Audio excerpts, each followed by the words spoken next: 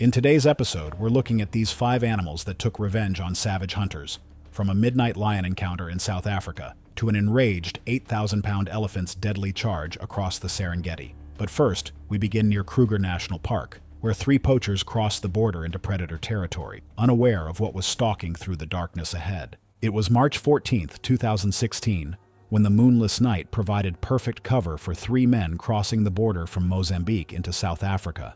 The dry winter season had left the bushveld parched and brown, with visibility reduced to mere feet in the thick African darkness. The private game reserve they targeted bordered Kruger National Park, an area known for its thriving rhino population and minimal security presence. Victor Ndlovu was a 38-year-old former mine worker from the village of Masingir, located just across the Mozambican border. The collapse of the local mining operation 3 years earlier had left him desperate to support his extended family of 11. The rhino horn trade offered money that legitimate work could never match. Victor had completed 7 successful poaching expeditions over the previous 18 months, building a reputation among syndicate operators as reliable. Accompanying Victor were cousins Ernesto Macamo, 29, and Paulo Macamo, 34. Ernesto served as the group's tracker, his bushcraft skills honed through years of subsistence hunting. Paulo carried a modified .458 Winchester Magnum, capable of dropping a rhino with a single well-placed shot. Each man would receive approximately $3,000 upon delivery of a horn to a middleman in Johannesburg. The trio crossed the border fence at approximately 11:30 p.m.,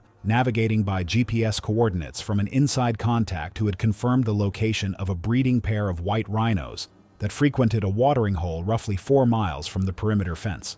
The plan was straightforward: locate the rhinos, eliminate the animals, harvest the horns, and return to Mozambique before sunrise. Victor led the group through the dense mopane woodland, their footsteps muffled by dried leaves covering the sandy soil. The men communicated through hand signals, maintaining complete silence until they located their target. The reserve's anti-poaching unit consisted of only 4 rangers covering over 15,000 acres, making comprehensive nighttime patrols virtually impossible. African lions represent the continent's apex terrestrial predator, with adult males reaching weights of 420 pounds and lengths exceeding 9 feet from nose to tail. These powerful carnivores possess exceptional night vision, approximately 6 times more sensitive than human eyes. Their hunting strategy relies on coordinated ambush tactics.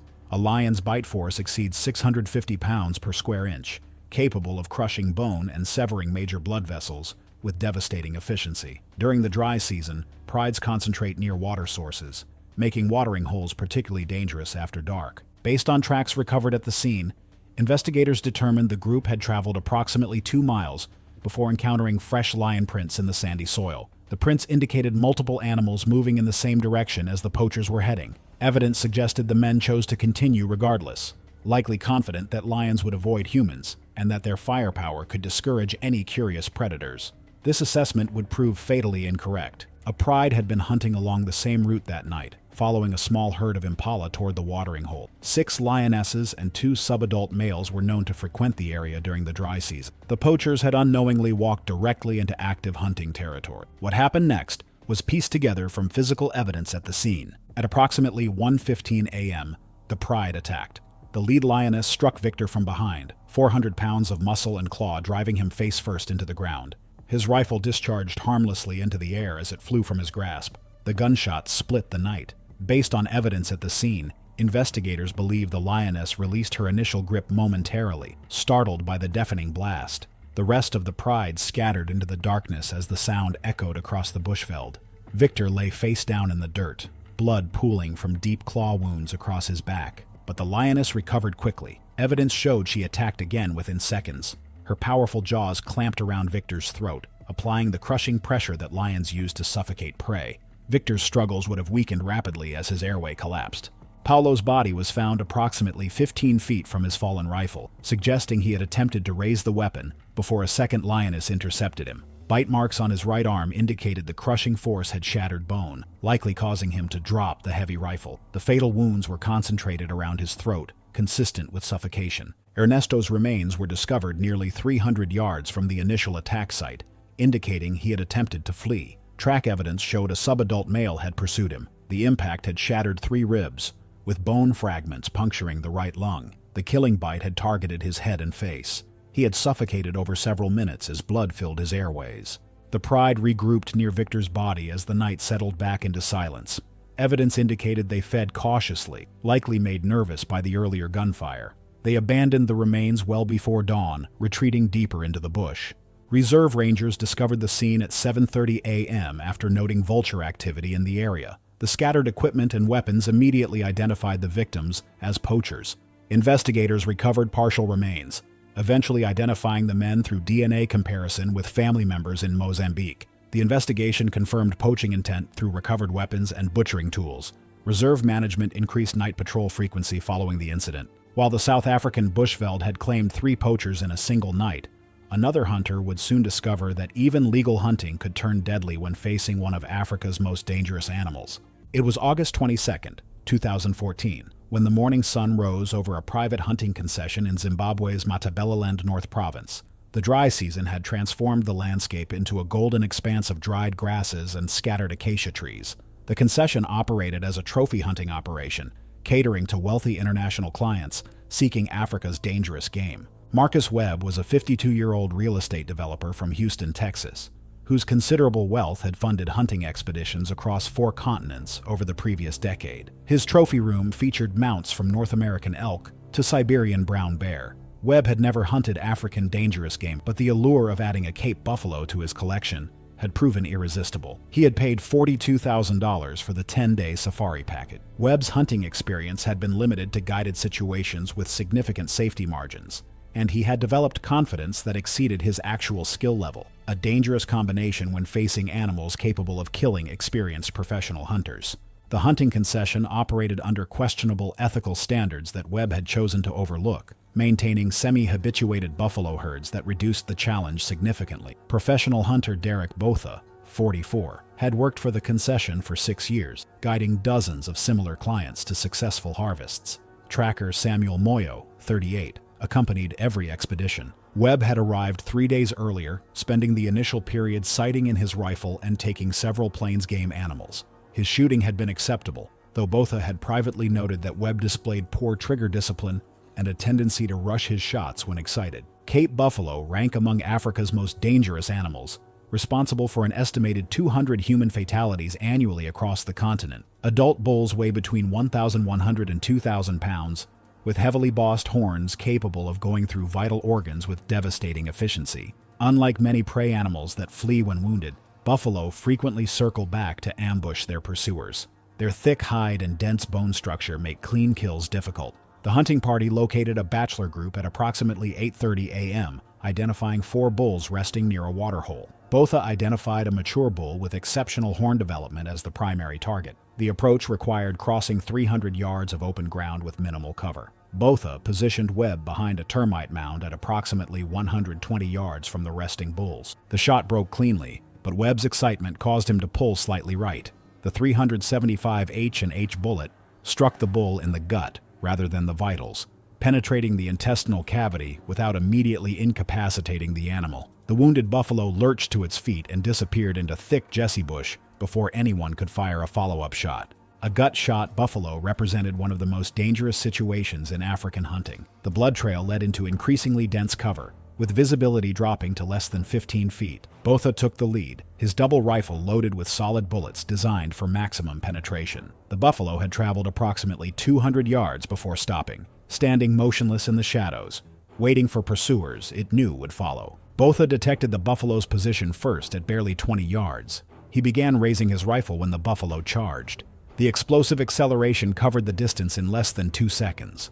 Botha managed to fire 1 barrel, the solid grazing the buffalo's boss at an angle and tearing a chunk from the heavy horn plate without penetrating the skull. The impact barely slowed the charge. The bull's right horn caught Botha in the left hip, lifting him off his feet and throwing him into the undergrowth. The horn tip had punctured deep into his upper thigh, severing major blood vessels. Botha lay motionless where he fell, blood pooling rapidly beneath him. The buffalo wheeled around, searching for additional threats. Webb had stumbled backward during the initial charge, his rifle unfired. He turned to run, but managed only a few steps before the buffalo spotted him. The second charge was shorter but equally devastating. The horn caught Webb in the lower back, the impact driving him face first into the dirt. The buffalo gored him twice more in quick succession, the horn penetrating his abdominal cavity and causing catastrophic internal damage. Then, As suddenly as it had begun, the attack stopped.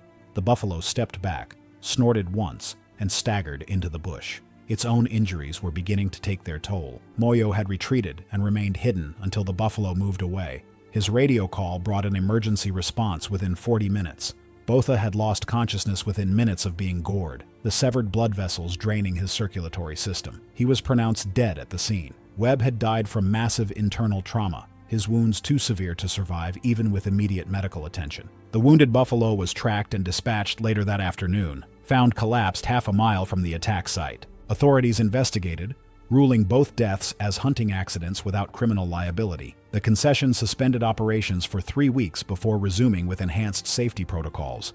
While the Zimbabwean bush had claimed 2 lives, the waterways of Zambia would soon prove equally unforgiving for a hunter who underestimated Africa's most patient predator. It was June 7, 2015, and the Luangwa River flowed sluggishly through the South Luangwa Valley. The dry season had reduced the river to a fraction of its wet season width, concentrating wildlife along remaining water sources. Joseph Phiri was a 41-year-old subsistence hunter from the village of Mfue, located on the outskirts of South Luangwa National Park. Unlike organized syndicates targeting high-value species, Phiri operated independently, selling bushmeat to local markets. His hunting activities fell into a legal gray area, as traditional hunting rights conflicted with national wildlife regulations. Phiri had hunted the Luangwa Valley since childhood, learning wildlife patterns and techniques for evading park rangers. His preferred targets included impala, puku, and warthog. However, the increasing scarcity of easy game near the village had pushed Phiri to venture closer to the river, where larger predators also concentrated.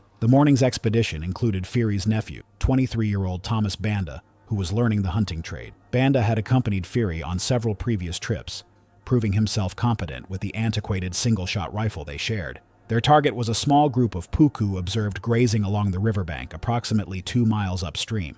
The route required crossing a shallow inlet where the river had receded, leaving a muddy channel approximately 30 feet wide and less than 3 feet deep in most places. Phiri had crossed this channel dozens of times during previous dry seasons without incident. Nile crocodiles represent Africa's largest freshwater predator, with mature males commonly exceeding 16 feet in length and weights approaching 1,650 pounds. Crocodiles possess the strongest bite force of any living animal, generating pressures exceeding 3,700 pounds per square inch, sufficient to crush bone and dismember prey. Their attack pattern involves explosive acceleration from concealment, followed by the death roll, a spinning maneuver designed to disorient prey and tear away flesh. Crocodiles can remain submerged and motionless for over an hour, their massive bodies hidden below murky surfaces. The crocodile had been resting in deeper water since before dawn. The 17-foot male had dominated this stretch of river for over 2 decades, having learned to associate human activity with potential prey after successfully taking several goats and dogs over the years. Phiri entered the water first, his rifle held above his head to keep the action dry. The muddy water obscured everything below the surface, revealing nothing of what waited beneath. He was approximately halfway across, the water reaching his waist, when the attack occurred. The crocodile's strike came from directly ahead, massive jaws emerging with explosive force. The initial bite clamped around Phiri's right thigh and hip, interlocking teeth penetrating deep into muscle tissue and grinding against the bone. His rifle flew from his grasp, disappearing into the murky water. The crocodile immediately initiated the death roll, spinning its massive body while maintaining its grip on Phiri's leg. Phiri's thigh bone snapped within the first rotation, the sickening crack lost beneath the churning water. The hip joint dislocated completely during the second rotation as the muscle and ligament tore away from the pelvis. Banda watched from the riverbank, unable to intervene without a weapon and unwilling to enter the water. His uncle's screams were cut short as the crocodile pulled him beneath the surface, the death roll continuing underwater. Air bubbles marked the location of the struggle for approximately 45 seconds before the water became still. The crocodile surfaced briefly, then submerged again, dragging its prey toward a submerged log. Phiri had lost consciousness within seconds of being pulled under, the combination of traumatic shock, blood loss, and drowning ensuring rapid death. Banda ran to the village, bringing dozens of residents to the riverbank within minutes. Wildlife Authority officers arrived the following day, confirming the attack through witness testimony and recovery of Phiri's rifle. The crocodile was never captured, as regulations protected the species within the ecosystem management area. While the Luangwa River had claimed another victim, the wilderness of Western Canada would soon demonstrate that even experienced poachers could meet their match when targeting North America's most powerful predator. It was September 18, 2017, when the first autumn frost settled over the remote valleys of British Columbia's coast mountains. The salmon runs were winding down, leaving grizzly bears scrambling to accumulate fat reserves for hibernation. This period of hyperphagia made the animals both predictable and dangerous.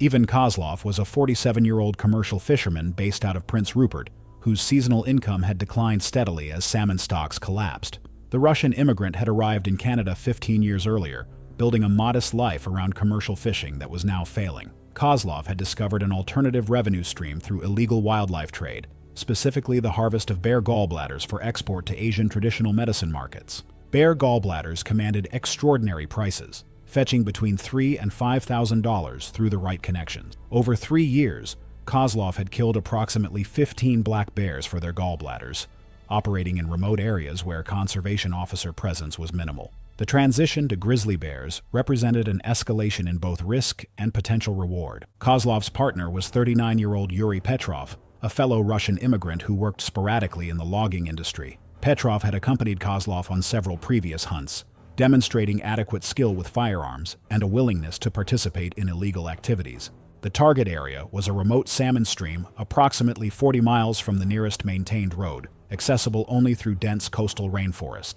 The men had established a primitive camp 2 days earlier, observing bear activity and identifying several large grizzlies. Grizzly bears represent North America's most powerful terrestrial predator, with adult males commonly exceeding 800 pounds and reaching heights of 7 feet when standing upright. Their muscular structure and dense bone mass make them extraordinarily difficult to kill quickly. Grizzlies can sprint at speeds exceeding 35 miles per hour, covering short distances faster than any human can react. Their claws, measuring up to 4 inches, can cause devastating wounds with a single swipe, while their bite force exceeds 1,200 pounds per square inch. The morning began with heavy fog, reducing visibility to less than 50 feet along the stream corridor. Kozlov and Petrov took positions on opposite banks, approximately 100 yards apart.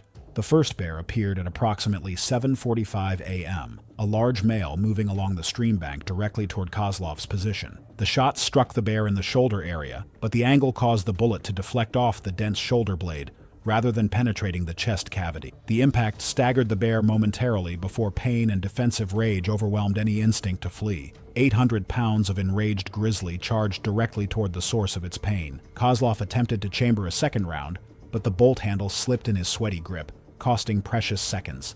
The bear covered 40 yards in less than 3 seconds, its massive frame crashing through underbrush with terrifying speed. Kozlov managed to fire a second shot from the hip, but the round went wide.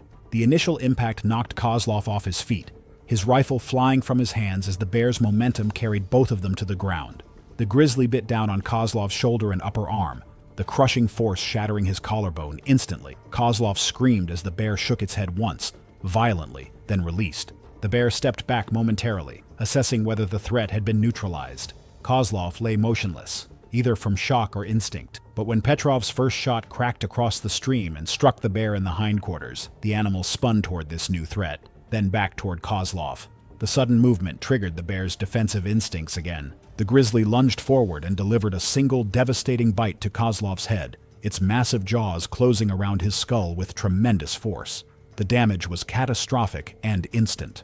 Petrov's second shot hit the bear in the ribcage, and his third struck the spine. The grizzly collapsed immediately, its hindquarters paralyzed. The animal continued snapping and swiping for several seconds before blood loss caused it to go still. Kozlov had died from head trauma. The initial shoulder injuries, while severe, might have been survivable with immediate medical attention, but the final bite had caused damage incompatible with life. Petrov's satellite phone call to emergency services revealed their illegal activities.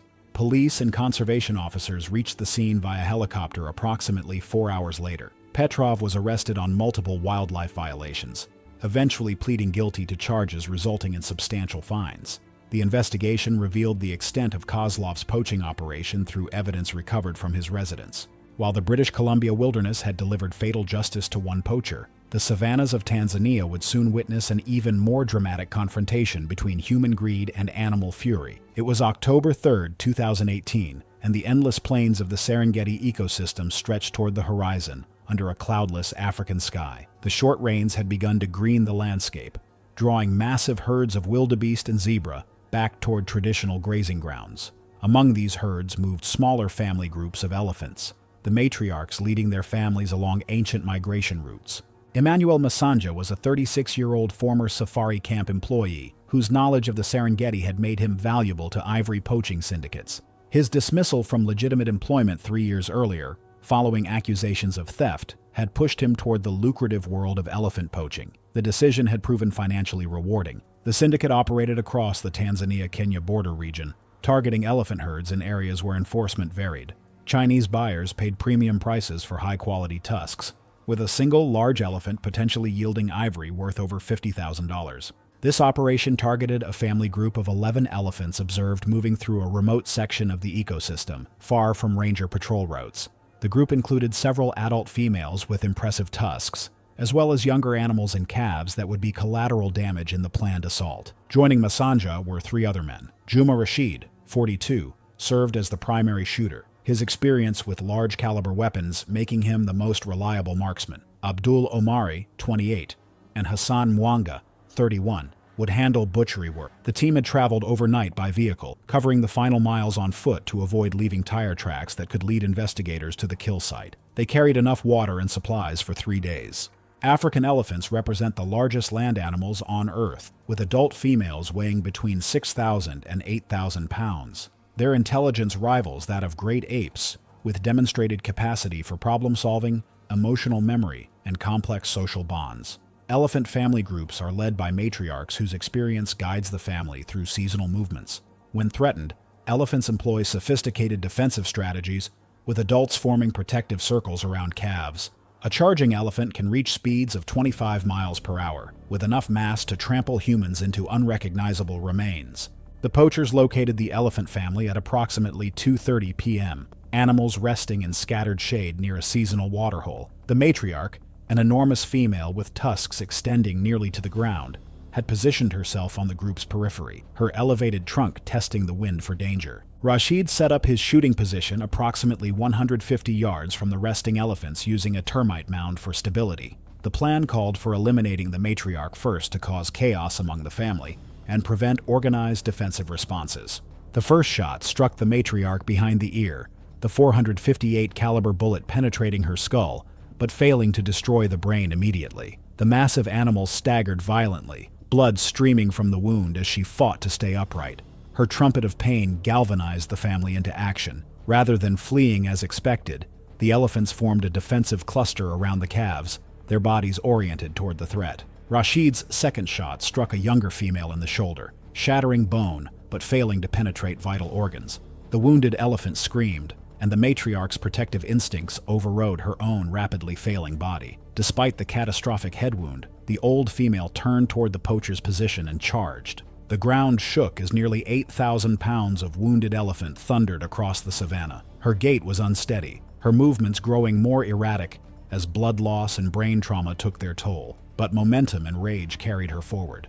Rashid fired twice more, both shots striking the matriarch's chest. She stumbled but kept coming. Masanja, Omari, and Mwanga scattered in different directions, abandoning equipment in desperate attempts to escape. The matriarch reached Rashid just as her front legs began to buckle. Her trunk lashed out, striking him across the chest and sending him sprawling. As she collapsed forward, her massive weight came down on Rashid's lower body, pinning him beneath nearly 4 tons of dying elephant. His pelvis and legs were crushed instantly, and the impact ruptured internal organs. Rashid's screams echoed across the savannah as he lay trapped beneath the matriarch's body, unable to free himself. Masanja had fled approximately 60 yards when he stumbled. Looking back, he saw the matriarch motionless on the ground, Rashid's upper body visible beneath her massive form. The other elephants trumpeted in alarm, several moving protectively around the fallen matriarch. Rashid died over the following minutes, the crushing weight on his lower body causing catastrophic internal bleeding that no amount of struggle could overcome. The matriarch had succumbed to her wounds moments after the impact, her final act ensuring that at least one of her attackers would not escape. Masanja, Omari, and Mwanga regrouped at a distance, watching as the elephant family lingered near the matriarch's body. They were too shaken to attempt recovering their equipment or Rashid's body. Without adequate water and fearing the remaining elephants, the 3 survivors fled on foot across the savannah. Omari had been clipped by the matriarch's trunk during her charge, cracking several ribs and causing internal bruising. By the second day, every breath had become agony. His pace slowed considerably as sharp pain radiated through his chest with each step. Masanja and Mwanga took turns supporting him as they staggered across the plains.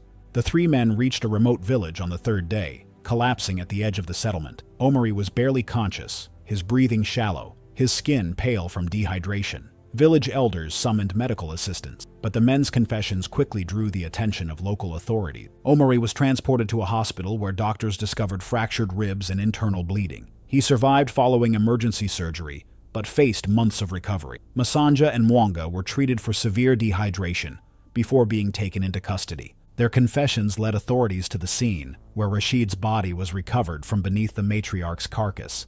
The younger female had also succumbed to her shoulder wound overnight. The remaining family group had moved on, their fate unknown. Tanzanian authorities charged all three survivors with wildlife trafficking. Omari's trial was delayed by his medical condition, but all three eventually received substantial prison sentences. The matriarch's final charge had cost one poacher his life and left another with injuries that would never fully heal. Thanks for watching. Want to see more? Click on your screen now.